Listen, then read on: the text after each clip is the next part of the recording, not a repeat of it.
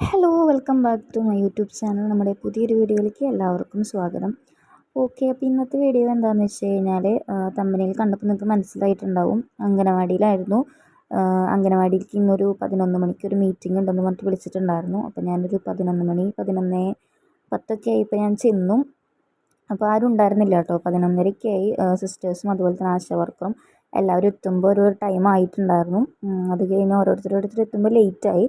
അത് കഴിഞ്ഞ് ഇവിടുത്തെ അംഗനവാടിത്തെ ടീച്ചർ പുതിയതായിരുന്നു. അപ്പോൾ ആൾ സ്വാഗതം പറഞ്ഞു. പിന്നെ സിസ്റ്റേഴ്സിൻ്റെയും എല്ലാവരുടെയും ക്ലാസ് ഉണ്ടായിരുന്നു. അപ്പോൾ അതുകൊണ്ടാണ് ഞാൻ ഈ ഒരു വീഡിയോ ചെയ്യാമെന്ന് വിചാരിച്ചത്. ചിലപ്പോൾ ഗർഭിണികളായ ആൾക്കാർ ചിലപ്പോൾ ഈ ഒരു വീഡിയോ, ഇപ്പോൾ എൻ്റെ യൂട്യൂബ് ചാനൽ വീഡിയോ കാണുന്നുണ്ടെന്ന് വിശ്വസിക്കുന്നു, എനിക്കറിയില്ല.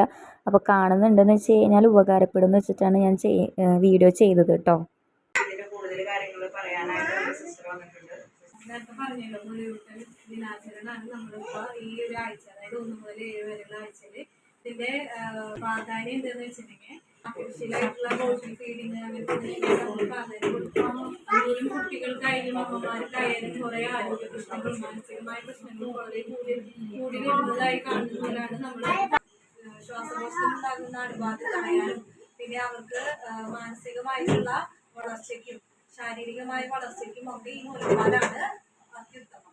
പിന്നെ ഈ മുലപ്പാല് നമ്മൾ കൊടുക്കേണ്ടതെന്ന് പറഞ്ഞിട്ടുണ്ടെങ്കിൽ ഡെലിവറി കഴിഞ്ഞ്, അതായത് സുഖപ്രസവമാണെങ്കിൽ 1/2 മണിക്കൂറിനുള്ളിലും സർജറി, സിസേറിയൻ തുടങ്ങിയിട്ടുള്ള ഓപ്പറേഷൻ മുതലായിട്ടുള്ളതൊക്കെ ആണെങ്കിൽ 1 മണിക്കൂറിൻ്റെ ഉള്ളിലാണ് നമ്മൾ കൃത്യമായി നമ്മൾ ശ്രദ്ധിക്കണം. കുഞ്ഞിന് മുലയൂട്ടി ഇല്ലേന്ന് നമ്മൾ ഉറപ്പ് വരുത്തണം. അടങ്ങിയിരിക്കുന്ന ഒരു പാലാണ് കൊളസ്ട്രോൾ, മഞ്ഞ കളറിലുള്ള ഒരു പാല്. ഇതിൽ ആന്റിബോഡികളുടെ അളവ് കൂടുതലാണ്. പിന്നെ പ്രോട്ടീൻ, അതായത് ജനിച്ച അപ്പം വേണ്ട കുഞ്ഞിന് ആവശ്യമായ രീതിയിലുള്ള പ്രോട്ടീനുകളുടെയും മഞ്ഞച്ചത്തിൻ്റെയും ആന്റിബോഡികളുടെയൊക്കെ അളവ് വളരെ കൃത്യമായി തന്നെ ഈ കൊളസ്ട്രോൾ എന്ന് പറഞ്ഞിട്ടുള്ള പാലിലുണ്ട്. അപ്പൊ ഈ 3 ദിവസത്തെ പാല് നമ്മൾ ഒരിക്കലും കുട്ടികൾക്ക് നിഷേധിക്കരുത്. എന്തായാലും അത് കൊടുത്തിരിക്കണം. കയ്യിൻ്റെ ഉള്ളിലായിരിക്കണം. നമ്മളിങ്ങനെ പാല് കൊടുക്കുമ്പോൾ ഒരു കയ്യിൽ ഉണ്ണിയുടെ തലയും പുറംപാട് മുലക്കണ്ണ് പിടിച്ചിട്ട് വേണം കൊടുക്കാൻ, അല്ലെങ്കിൽ ഉണ്ണിക്ക് ശ്വാസം എടുക്കാനൊക്കെ ഒരു ബുദ്ധിമുട്ടായിരിക്കും.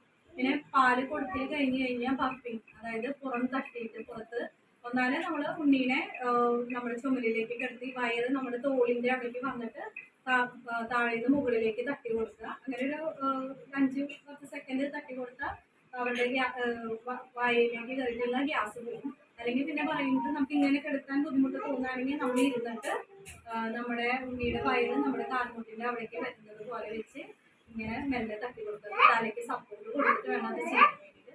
അങ്ങനെ നമ്മൾ എന്തായാലും ചെയ്യണം. ഓരോ വട്ടം നമ്മൾ കറക്റ്റ് ചെയ്ത് ഗ്യാസ് കളഞ്ഞില്ലെങ്കിൽ ഉണ്ണികൾക്ക് ഛർദ്ദിച്ച് നമ്മൾ കൊടുത്ത പാലൊക്കെ പോകാൻ ചാൻസ് കൂടുതലാണ്. പിന്നെ നമ്മൾ ബ്ലഡ് ബാങ്ക് ഒക്കെ പറയുന്ന പോലെ മുലപ്പാലും എടുത്തു വയ്ക്കാനുള്ള ഒരു സജ്ജീകരണം, അതായത് ചില അമ്മമാർക്ക് നേരത്തെ പറഞ്ഞ പോലെ കണ്ടീഷനുള്ള അമ്മമാർക്ക് പാല് കൊടുക്കാൻ പറ്റില്ല. അപ്പോൾ കുഞ്ഞുങ്ങൾക്ക് പാല് കിട്ടാത്ത ഒരു അവസ്ഥ വരുമ്പോൾ നമ്മൾ പൊടിപ്പാലൊക്കെയാണ് കൊടുക്കുക. അപ്പം അതിന് പകരമായിട്ട് നമുക്ക് മുലപ്പാല് തന്നെ കൊടുക്കാം.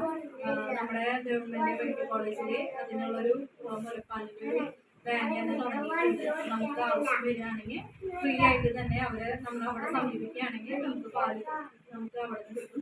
അപ്പോൾ ഈ പാല് 1 കൊല്ലം വരെ, ഫ്രീസറിലാണെങ്കിൽ 1 കൊല്ലം വരെ നമുക്ക് ഉപയോഗിക്കാം. പിന്നെ നമ്മൾ പുറത്ത് റെഫ്രിജറേറ്ററിൻ്റെ ബാക്കി തന്നെ വെക്കുന്നുണ്ടെങ്കിൽ നമുക്കത് 1 മാസം വരെ ഉപയോഗിക്കാമെന്നാണ് പറയുന്നത്. പിന്നെ നമ്മൾ നേരത്തെ പറഞ്ഞ പോലെ ജോലിക്ക് പോകുന്ന അമ്മമാരൊക്കെ ആണെങ്കിൽ ഈ പൊടിപ്പാല് കൊടുക്കുന്നതിന് പോലെ നമ്മുടെ പാല് പിഴിഞ്ഞ് വെച്ചിട്ട് സാധാരണ ഊഷ്മാവിലാണെങ്കിൽ നോർമൽ ടെമ്പറേച്ചർ ആണെങ്കിൽ 2-3 മണിക്കൂർ നമുക്കത് ഉപയോഗിക്കാം. അല്ലെങ്കിൽ നമ്മൾ റെഫ്രിജറേറ്ററിൽ കയറ്റി നമ്മൾ കൊടുക്കേണ്ട സമയത്ത് കുറച്ച് മുന്നേ വെച്ച് അത് തണവ് വിട്ടിട്ട് നമുക്ക് ഉള്ളിൽ കൊടുക്കാം. ഇതൊക്കെയാണ് നമ്മൾ മുലപ്പാലിൻ്റെ ഇതിനെ ശ്രദ്ധിക്കേണ്ടത്. മുലപ്പാൽ കുറവുള്ള ആൾക്കാർക്ക് ഡോക്ടറെ കാണാം. അതിനുള്ള ഡോക്ടറുടെ മെഡിസിൻസ് കഴിക്കുക. അല്ലെങ്കിൽ പിന്നെ നമ്മുടെ ഭക്ഷണക്രമത്തിൽ മാറ്റങ്ങൾ, പച്ചക്കറികൾ, ഇലക്കറികളൊക്കെ നന്നായിട്ട് കഴിക്കുക. ഗർഭിണികൾ കൂടുതൽ അറിയാം. ഭക്ഷണക്രമത്തിൽ എന്തായാലും 2 മണിക്കൂർ കൂടുമ്പോൾ തന്നെ നമുക്ക് പാല് കുടിക്കുക, അങ്ങനെയൊക്കെ കുടിച്ചിട്ട് മുലപ്പാൽ കൂട്ടാൻ നോക്കിയിട്ട് കൂടുന്നില്ലെങ്കിൽ ഡോക്ടറെ കാണാം. പിന്നെ ഗർഭാവസ്ഥയിൽ നമ്മൾ മുലപ്പാലിൻ്റെ കണ്ണുള്ളിലോട്ട് ഉൾവലിഞ്ഞിട്ടിരിക്കുന്ന ചിലരുണ്ടാവും, എല്ലാവർക്കും ഇല്ല, ചിലർക്കുണ്ടാവാം. അവർക്ക് ചെയ്യേണ്ടത് ഓയിൽ ഇട്ടിട്ട് മസാജ് ചെയ്യുക. അത് ഗർഭാവസ്ഥയിൽ തന്നെ ചെയ്യണം. പ്രസവം ചെയ്തിട്ട് കാര്യമില്ല, മുമ്പ് തന്നെ ചെയ്ത് മസാജ് ചെയ്തിട്ട് മുലക്കണ്ണ് പുറത്തേക്ക് കൊണ്ടുവരണം. പിന്നെ പിന്നെ അമ്മയ്ക്ക് അത് വേറൊരു ബുദ്ധിമുട്ടെന്ന് വെച്ചാൽ മുലക്കണ്ണ് പൊട്ടലാണ്. ഭയങ്കര കുട്ടി കുടിക്കുമ്പോൾ നല്ല വേദനയുണ്ടാവും. അപ്പം അത് പറയുന്നതെന്ന് വെച്ചാൽ ആ നിപ്പിള് മാത്രം വായിൽ വെച്ച് കൊടുക്കുമ്പോഴാണ് കൂടുതൽ അത് പൊട്ടി വരുന്നത്. അപ്പം ചുറ്റുള്ള കറുപ്പ് ഭാഗം ഏരിയോളെന്ന് പറയും. ചുറ്റുള്ള കറുപ്പ് ഭാഗം മുഴുവൻ കുട്ടിയുടെ വായിലേക്ക് ആക്കിയിട്ട് വേണം കുട്ടീനെ വലിപ്പിക്കാൻ. അത് വലിപ്പിക്കുമ്പോൾ അത് പൊട്ടാൻ സാധ്യതയില്ല. നല്ല വേദനയായിരിക്കും, പിന്നെ പഴുപ്പ് വരും. പിന്നെ അടുത്ത അമ്മയ്ക്ക് മുഴുവൻ്റെ ഒരു മുഴുവനും പൊട്ടിലേക്ക് വരുന്നതാണ് കല്ലിട്ട് പാല് കെട്ടി വന്നിട്ട് നല്ല വേദനയും പനിയൊക്കെ ഉണ്ടാകാൻ സാധ്യതയുണ്ട്. ഫുള്ള് പാല് മലയിട്ട് ഫുള്ള് പാല് മുഴുവൻ കുടിച്ച് കഴിഞ്ഞിട്ട് അടുത്തത് കൊടുക്കുക. 2 മണിക്കൂർ കൂടുമെങ്കിലും കുടിപ്പിക്കുക. ഇത്രയും കാര്യങ്ങൾ ശ്രദ്ധിച്ചാൽ തന്നെ കുട്ടികൾക്ക് നല്ല ഇതിൻ്റെ കുറുക്കും പരിപാടികളൊക്കെ 6 മാസം കഴിഞ്ഞിട്ട് തുടങ്ങും. അത്രയും മുലപ്പാൽ കുറവുള്ളവർക്ക് ഡോക്ടർ പറയുന്നതനുസരിച്ച് മാത്രം ചെയ്യുക. ഓക്കെ, അപ്പോൾ അംഗനവാടിയിലത്തെ ക്ലാസ്സും കാര്യങ്ങളൊക്കെ കഴിഞ്ഞത് ഞങ്ങൾക്ക് വീട്ടിലെത്തി. ഇപ്പോൾ സമയം 12:30 ആയിട്ട് കേട്ടോ. 10:45 വിളിച്ചിട്ടാണ് പറഞ്ഞത് 11 മണിക്ക് ആക്കിയിട്ടുണ്ട് മീറ്റിംഗ് എന്ന് പറഞ്ഞു. അപ്പോൾ 11 മണിക്ക് മീറ്റിംഗ്, പക്ഷെ 11:30 ആയിട്ടോ സ്റ്റാർട്ട് ചെയ്യുമ്പോൾ. അപ്പോൾ ക്ലാസ്സും കാര്യങ്ങളൊക്കെ കേട്ടു, നമുക്കുള്ളതും പിന്നെ അമ്മമാർക്കുള്ളതും ഒക്കെ കേട്ടു.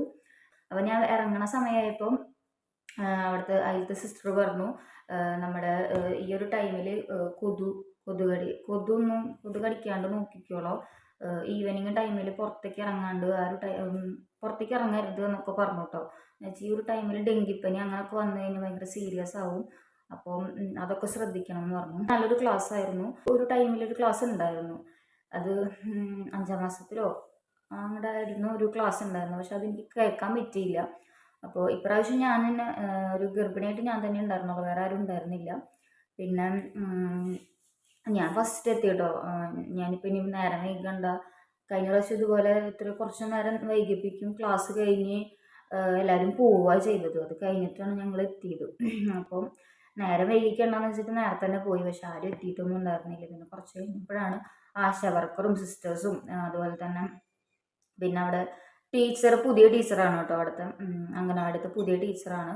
അപ്പോൾ ആൾക്ക് സ്വാഗതം പറയാനാണെങ്കിലും ഒരു എന്താ പറയുക, ഫസ്റ്റ് ടൈം അല്ലേ ഇങ്ങനെ പറയണത്. അപ്പോൾ ഒരു ബുദ്ധിമുട്ടും കാര്യങ്ങളൊക്കെ ഉണ്ടായിരുന്നു, പക്ഷെ നല്ലതായിരുന്നു, കുഴപ്പമൊന്നുമില്ല. ഓക്കെ, അപ്പോൾ ഇന്നത്തെ ഒരു വീഡിയോ ചിലപ്പം ഈ ഒരു വീഡിയോ എൻ്റെ ഒരു വീഡിയോ ചിലപ്പോൾ ഗർഭിണികളായവരും കാണുന്നുണ്ടാവും എന്ന് വിശ്വസിക്കുന്നില്ല, എനിക്കറിയില്ല. അപ്പം അങ്ങനെ കാണുന്നവരാണെങ്കിൽ ചിലപ്പോൾ ഉപകാരപ്പെടുമല്ലോ എന്ന് വെച്ചിട്ട് ഞാൻ ഈ ഒരു വീഡിയോ എടുത്തു എന്ന് മാത്രം. അവിടെ ചെന്നപ്പോഴാണ് എനിക്ക് ഓർമ്മ വന്നത്, വീഡിയോ എടുക്കാം, ഒരു നല്ലതായിരിക്കും. ഇപ്പോൾ ചിലപ്പോൾ ഗർഭിണികൾ കാണുന്നവരുണ്ടാവുമല്ലോ. അപ്പം സിസ്റ്റർ പറഞ്ഞ കാര്യങ്ങൾ ബാക്കിയുള്ളവർക്കും ഉപകാരപ്പെടും എന്ന് തോന്നി എനിക്ക്. അപ്പോൾ അതാണ് ഞാൻ പിന്നെ ഒരു വീഡിയോ ആയിട്ട് ചെയ്തത്. അപ്പം ഇന്നത്തെ വീഡിയോ ഇത്ര തന്നെ ഉള്ളൂ. എല്ലാവരും വീഡിയോ കാണാം, ലൈക്ക് ചെയ്യുക, ഷെയർ ചെയ്യുക, സബ്സ്ക്രൈബ് ചെയ്യുക. പുതിയൊരു വീഡിയോ ആയിട്ട് വരുന്നതായിരിക്കും ഗൈസ്. ബൈ.